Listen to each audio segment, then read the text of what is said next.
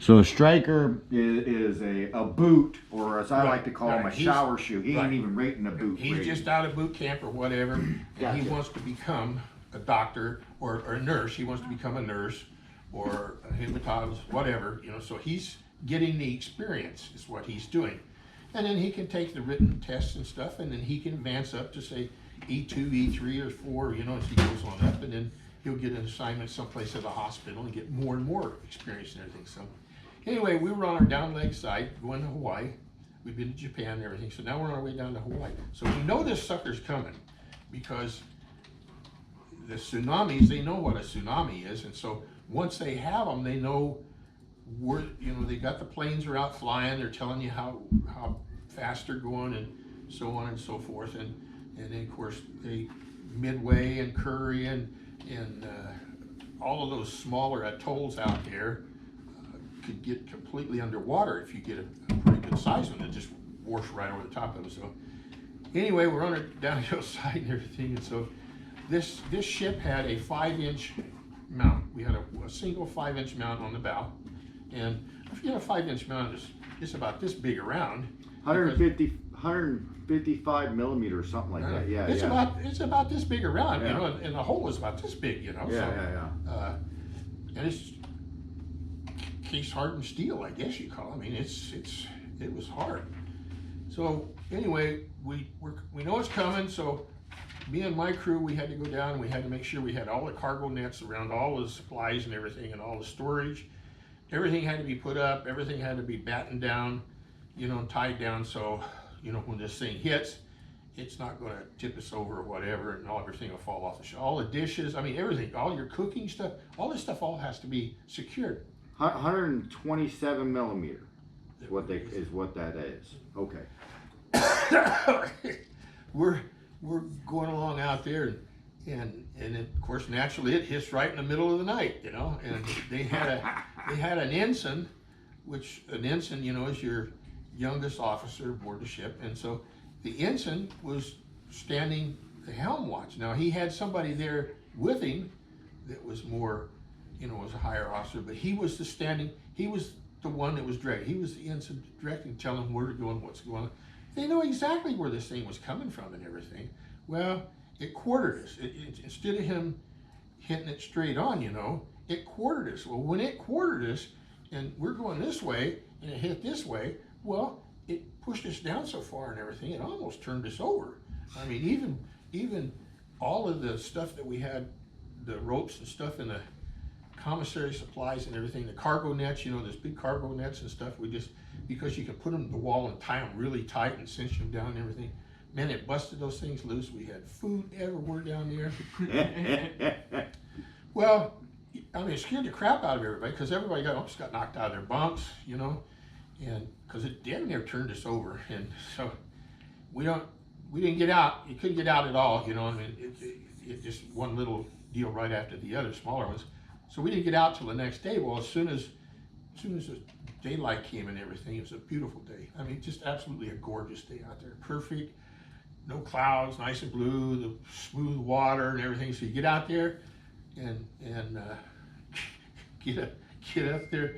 And I was an E5 at the time, so I was up on the bridge up there, and you look down the bridge, down the center of the bridge, and here's that gun. It's about a 15-degree angle on that sucker. It bent it. It was so much water pressure, it bent that sucker. Now, I don't know, it just amazes me how it did that with actually out breaking it loose, you know, from the hull. Yeah, that stuff's like 2 inches hardened steel. Oh yeah, it absolutely amazed me. Absolutely amazed me that did that and everything. What do you think happened to that ensign? Do you think he got I don't think anything really happened to it. I don't think he probably got it. He may have got a letter in his file or something. Yeah. I don't know. You know, I don't even remember. I don't even remember which one he was. I had another incident with another ensign in there, and but him, I don't even remember too much about him. But we had another ensign that was from Boston, and his family was one of these billionaire families or whatever, you know. And so he went to the Naval Academy or JROTC or something. Anyway, he got his got his stripes and everything. So anyway, we were, his name was Siemens, is what his last name was, and so he was the over the engine compartment. He was an engineering ensign over the engine department and everything. And he was okay at everything. He was kind of a weird, but he was okay. And so Bob Hahn had his motorcycle and I had my motorcycle. So anyway, Mr. Siemens had a little Vespa motor scooter. You know, he putted around on the base there and everything. You know, he could bring it on the base and ride it into Hawaii and all this stuff and everything. You know, so anyway, we would go out. We would say we'd go out to do a rescue or something there, and we would go to one of the islands.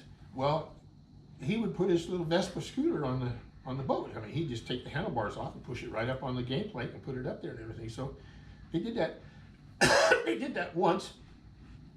So Bob Hahn went before. He was an electronics technician. He went to work for PG&E after we got out of service. Now, and he lived right there. I went to school with him. He graduated with him from high school and everything. So he says, "This is not right, Stan." So he said, "I'll go see the captain." So he goes up and sees the captain and told the captain, he says, "This is not fair. He gets to take his. Why can't we take ours?